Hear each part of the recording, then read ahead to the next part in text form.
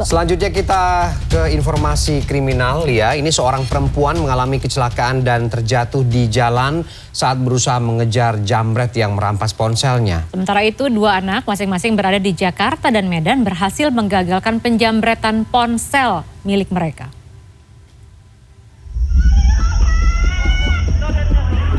Seorang perempuan pengendara sepeda motor menjadi korban penjambretan ponsel saat melintas di Jalan Raya Mau, Kabupaten Tangerang, Banten pada Kamis kemarin.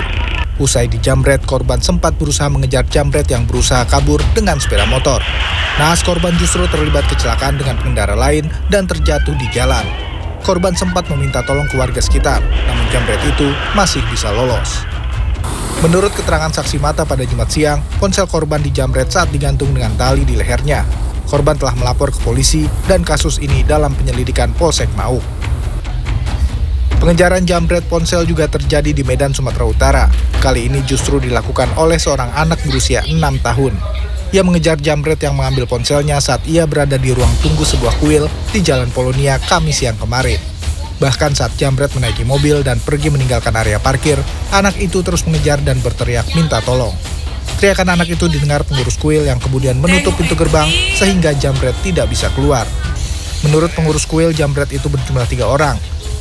Mereka diamankan oleh petugas Babinpot Dirga Lanut Suwondo dan kemudian diserahkan ke Polsek Medan. Kejadian serupa juga terjadi di Jakarta Rabu siang lalu. Perampasan ponsel milik seorang anak yang tengah bermain game di Jalan Kesedaran 4 Jatinegara, Jakarta Timur oleh sepasang kekasih digagalkan oleh anak berumur 11 tahun. Anak itu menarik baju salah satu jambret yang mencoba kabur hingga akhirnya oleng dan terperosok ke saluran air.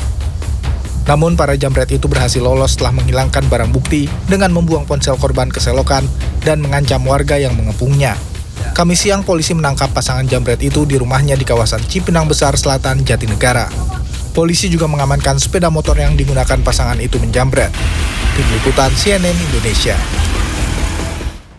Ya, seorang pria yang sedang mencuri 3 Al-Quran besar dari musola di Cipayung, Jakarta Timur terekam kamera pengawas pada Kamis siang. Ya, sementara seorang balita laki-laki 4 tahun yang dilaporkan diculik seorang pria saat ditinggal sembayang oleh ibunya di Stasiun Manggarai, Tebet, Jakarta Selatan ditemukan oleh Polsek Tebet di sebuah perbelanjaan di Kalibata.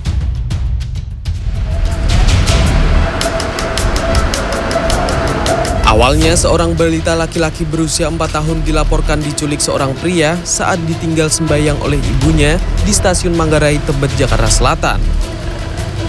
Mengetahui hal tersebut, Polsek Tebet Jumat siang bergerak cepat dan menemukan anak tersebut di sebuah wahana bermain di areal pusat perbelanjaan Kalibata.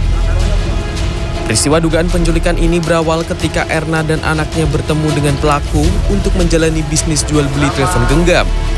Saat tiba di Stasiun Manggarai, ibu korban menitipkan anaknya berikut tas dan dompet kepada pelaku yang diketahui baru dikenal setahun melalui media sosial untuk melaksanakan ibadah sholat zuhur. Naas, anaknya dan pelaku menghilang hingga ibu korban melapor ke polisi.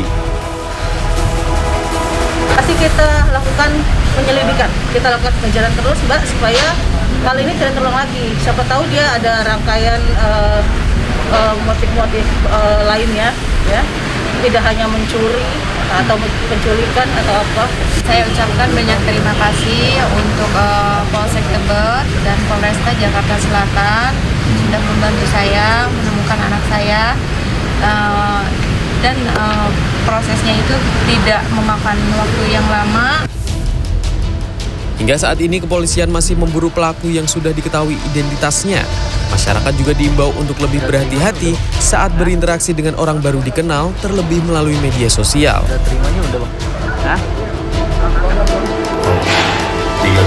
Seorang pria yang sedang mencuri 3 Al-Quran besar dari dalam musola di Cipayung, Jakarta Timur terekam kamera pengawas Kamis siang, di mana pelaku memanfaatkan situasi sepi. Akibat peristiwa ini, pengurus musola akan melaporkannya ke petugas kepolisian.